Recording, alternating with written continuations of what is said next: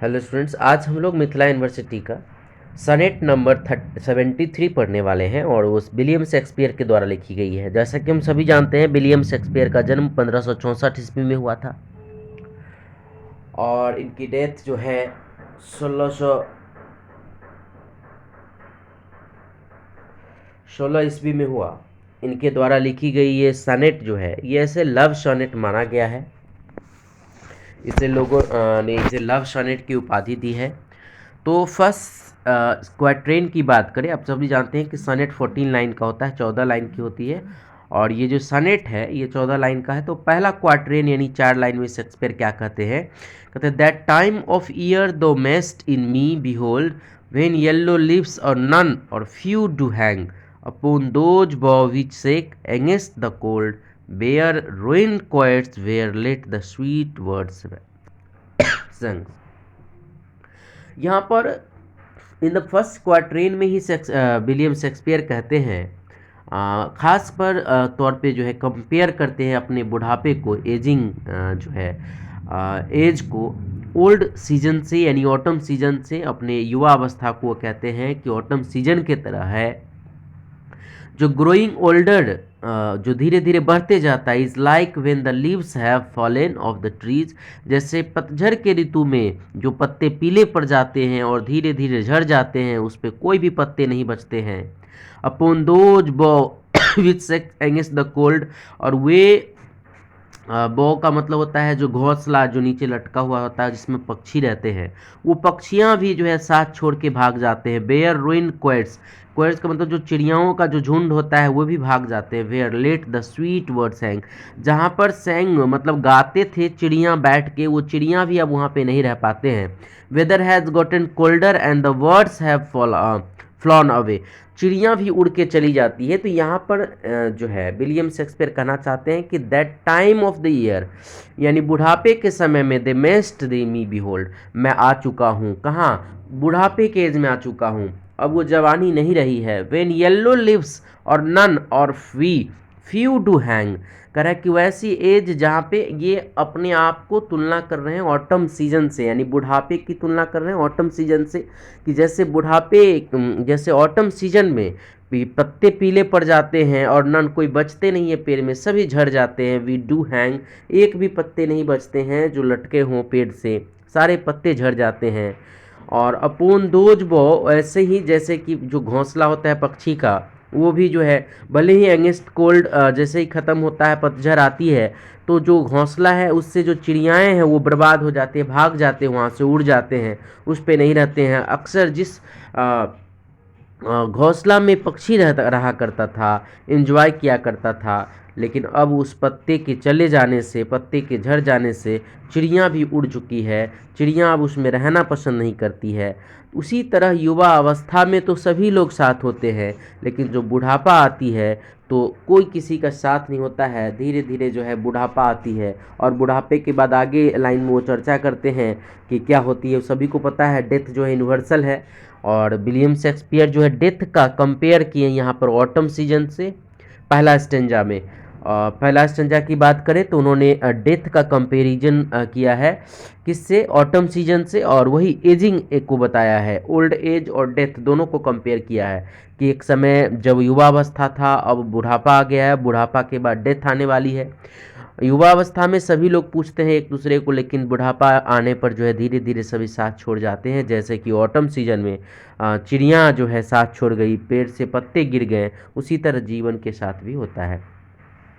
In the second stanza, in me thou seest the twilight of such day, अपने आप को तुलना करते हैं ट्यूबलाइट से। वैसे ही जैसे रात में ट्यूबलाइट जब चलती टिमटिमाते रहती है और धीरे धीरे जब सुबह होती है तो वो ट्यूबलाइट समाप्त हो जाती है। ज़िंदगी को भी वो तुलना उसी तरह से करते हैं कि मनुष्य के जीवन भी युवा अवस्था जो होती है, धीरे धीरे फिर क्या होता है, बुढ़ापा आ जाता है।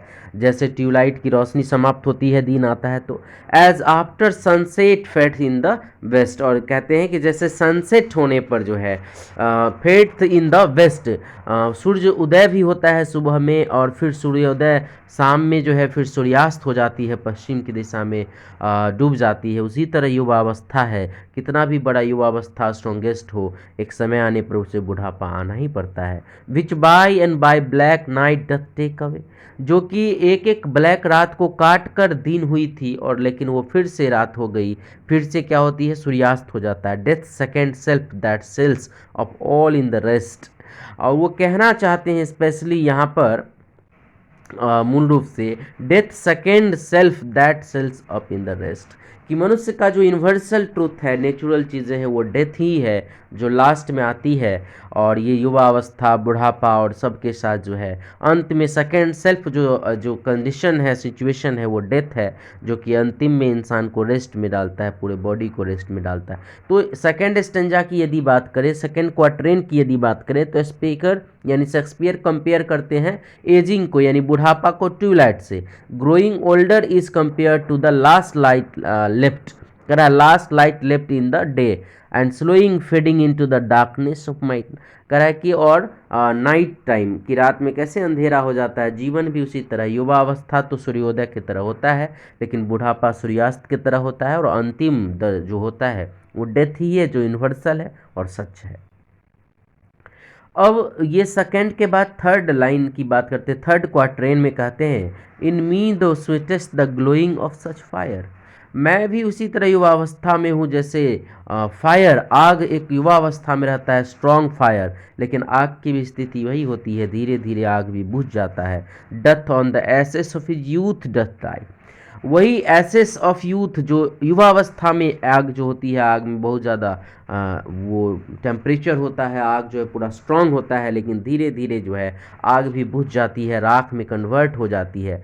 As the death bed where it must expire consume with that which it was nourished by, कितना भी सुंदर से बॉडी को नॉरिश किया गया हो, एक न एक दिन फेड होता है, और अंतिम में जो दिशा कहते हैं शेक्सपियर कि अंतिम में वही होता है, बुढ़ापा के बाद मृत्यु ही होती है, चाहे कितना भी बड़ा हो, और फिर वो हमारी बॉडी को जलाई जाती है। एम्बर्स का मतलब होता है जो लकड़ी जल के बच जाता है। In the third quatrain speaker compares ageing to the still glowing final embers of fire.